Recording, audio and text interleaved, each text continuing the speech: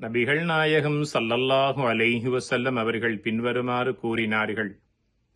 அல்லாஹு தஆலா ஒருவருக்கு செல்வத்தை கொடுத்து அந்த செல்வத்திற்கான ஜக்காத்தை ஏழைகளுக்கு ஜக்காத் பெறுவதற்கான தகுதியுடையவர்களை இனம் கண்டு அந்த ஜக்காத்தை அவர் கொடுக்கவில்லை என்றால் நாளை மறுமை நாளில் அந்த செல்வம் விஷமுள்ள பாம்பாக மாற்றப்பட்டு அவனுடைய கழுத்தில் அது சுருட்டப்பட்டு கொழுவப்படும் என்று நபிகள் நாயகம் ஸல்லல்லாஹு அலைஹி வஸல்லம் அவர்கள் கூறியதாக சஹீஹுல் புகாரியில் மேற்படி ஹதீஸ் பதிவு செய்யப்பட்டிருப்பதாக நபித்தோழர் அபூ ஹுரைரா ரலியல்லாஹு தஆலா அன்ஹு அவர்கள் அறிவிக்கிறார்கள்.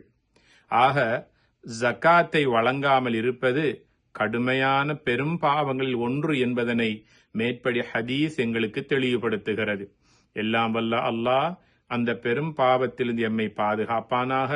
எமக்கு வழங்கிய சொத்து செல்வங்களை மிகச் சரியான முறையில் கணக்கெடுத்து உரியவர்களுக்கு சென்றடைய நாம் துணை நிற்போமாக. வஸ்ஸலாமு அலைக்கும் வரஹ்மத்துல்லாஹி வபரகாத்துஹு.